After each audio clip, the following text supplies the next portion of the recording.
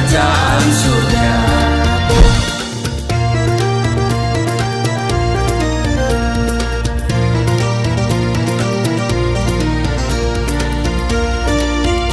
Shalom Bapak Ibu, seluruh subscriber Galilea Network dan sahabat Galilea yang diberkati oleh Tuhan Yesus. Apa kabar hari ini saudara? Saya harap dan berdoa saudara dalam keadaan yang baik-baik saja. Mari kita siapkan diri kita untuk membaca dan merenungkan firman Tuhan. Mari kita berdoa. Segala hormat kemuliaan hanya bagimu Bapa, di dalam nama Tuhan Yesus. Dikuduskanlah namamu. Datanglah kerajaanmu, jadilah kehendakmu di bumi seperti di surga. Kami mengucap syukur buat hari ini Tuhan adakan bagi kami. Dan kami juga berterima kasih karena Tuhan sudah menjaga, menyertai dan memberkati istirahat tidur kami di sepanjang malam yang telah berlalu. Dan oleh kemurahan-Mu dan rahmat-Mu yang besar, kami bisa ada hari ini dengan kesehatan, kekuatan yang baru. Kami akan memulai hari ini dengan seluruh tugas dan kerja kami. Namun sebelumnya kami akan membaca, merenungkan firman-Mu, mengurapi kami, membuka hati pikiran kami. Supaya apa yang kami dengar bukan untuk kami lupakan, tapi itu termaterai dalam hati kami dan memberi kekuatan, pengharapan, semangat di hari ini untuk kami melangkah dalam tugas kerja kami. Berkati kami semua di dalam nama Tuhan Yesus. Haleluya. Amin. Saudara, Lukas pasal 6 pada ayat 12 sampai dengan ayatnya yang ke-16. Lembaga Alkitab Indonesia memberi judul Yesus memanggil ke-12 Rasul. Pada waktu itu pergilah Yesus ke bukit untuk berdoa, dan semalam-malaman ia berdoa kepada Allah. Ketika hari siang ia memanggil murid-muridnya kepadanya, lalu memilih dari antara mereka 12 orang yang disebutnya Rasul. Simon yang juga diberinya nama Petrus, dan Andreas saudara Simon, Yakobus dan Yohanes, Filipus dan Bartolomeus, Matius dan Thomas, Yakobus anak Alfeus, dan Simon yang disebut orang Zelot, Yudas anak Yakobus, dan Yudas Iskariot yang kemudian menjadi pengkhianat. Nah, saudaraku yang kekasih, di ayat 12 dikatakan begini, pada waktu itu pergilah Yesus ke bukit untuk berdoa, dan semalam-malaman ia berdoa kepada Allah. Nah, saudara, kehebatan pelayanan Yesus bukan disebabkan karena ia mengandalkan keilahiannya sebagai anak Allah, pribadi kedua dari Allah Tritunggal, melainkan kehidupan sebagai anak manusia yang sepenuhnya mengandalkan Allah Bapanya. Nah, di tengah-tengah kesibukan pelayanannya, Yesus tidak pernah mengesampingkan yang namanya doa. Di Matius pasalnya yang ke-14 ayat 23 dikatakan, dan setelah orang banyak itu disuruhnya pulang, Yesus naik ke atas bukit untuk berdoa seorang diri.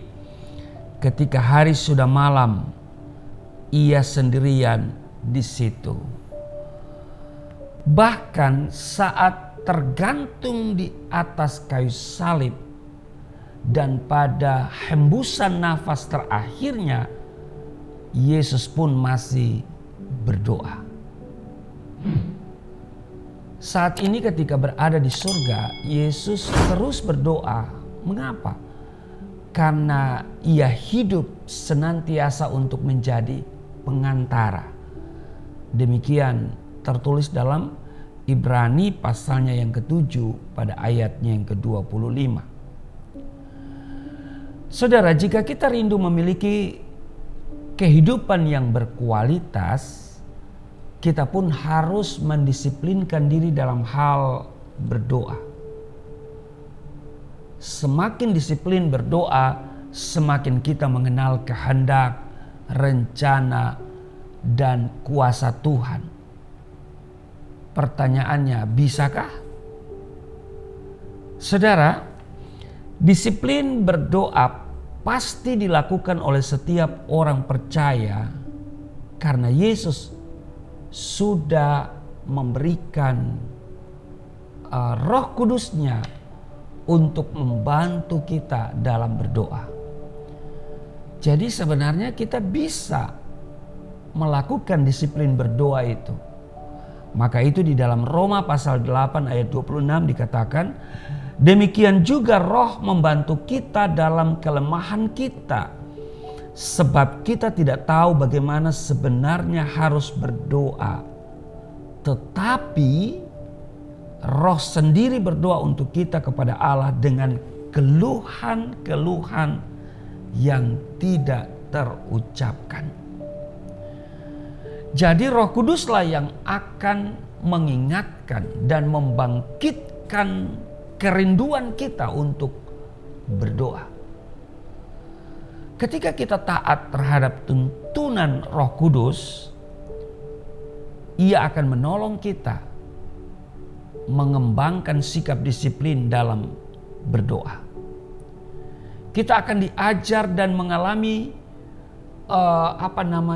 berdoa di dalam roh. Bukan berarti selalu berdoa dalam bahasa roh ya, melainkan berdoa di segala waktu dan tempat, itu maksudnya.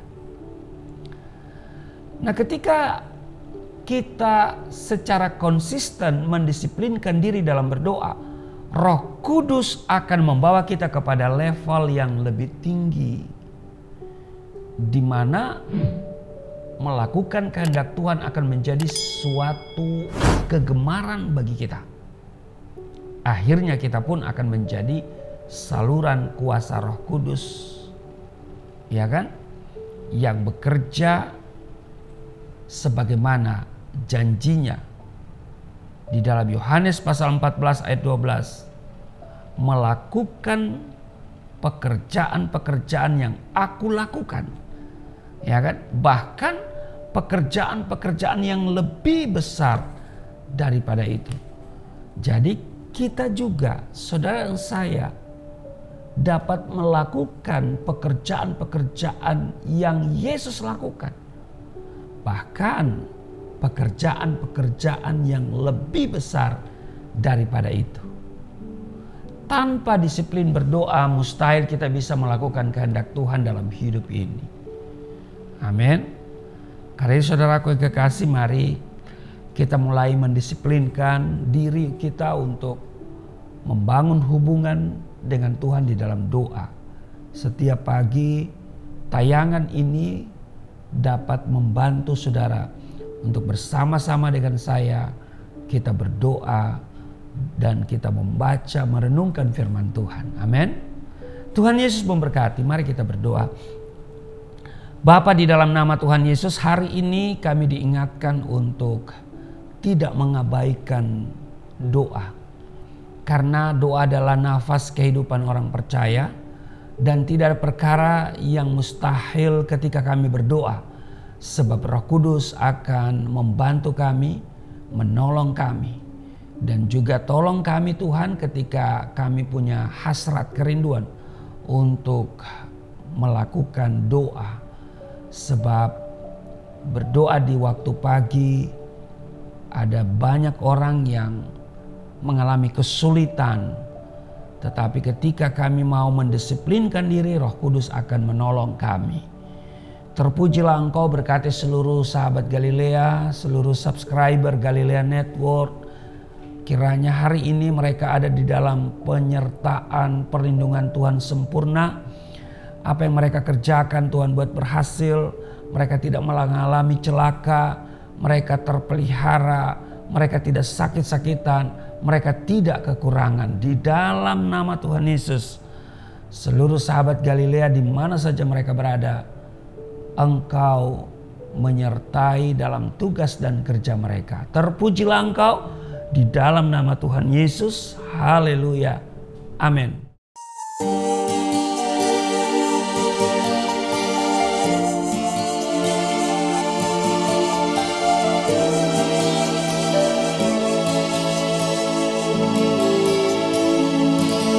Bapa kami yang di surga,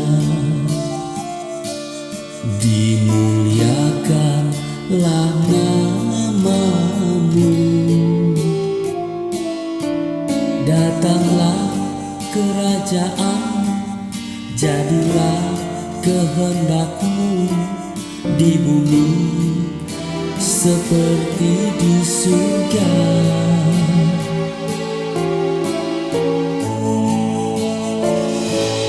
Berikanlah kepada kami makanan yang secukupnya. Ampunilah dosa kami seperti kami mengampuni orang yang bersalah pada kami.